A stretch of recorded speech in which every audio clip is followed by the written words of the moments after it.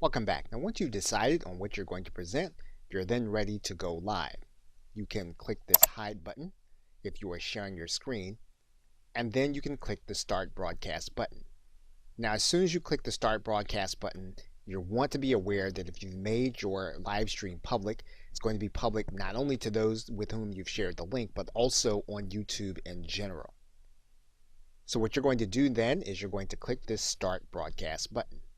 YouTube will then remind you that your broadcast will be on YouTube. You can then click OK.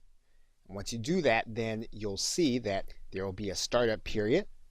And once the startup period is over, you'll see the stop broadcast button.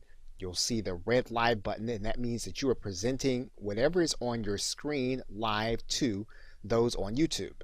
Now, if you have a second monitor, what you can do on the other monitor is that you can go to your live control room. If you go to that live control room, you should be able to see your broadcast. Now, what you're looking at this point will be what your audience is actually going to see. So, for example, if you click this button, this is what's being broadcast. Now, you're going to want to make sure that you've turned this volume down, but you'll be able to see what the audience is seeing on a delay, but as you present it. And so this can be on your screen, and you can be watching the chat here at the same time, and you'll be watching what they're reacting to.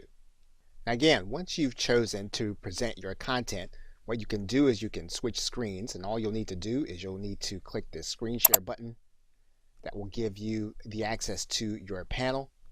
You'll be able to click the screen button again, and then you'll be able to choose the screen that you're going to present. You can cancel that screen, and then you'll go back to your camera. As you can see here, this is our camera available to us. We can turn off our camera, and then it will be our Google icon.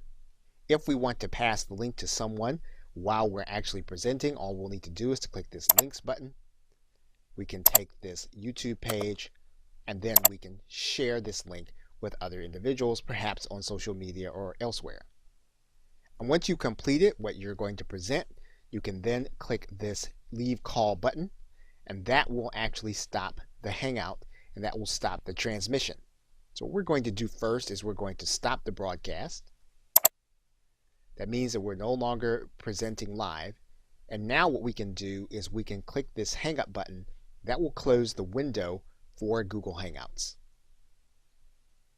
Okay, so with that, thanks, and I will see you in another video.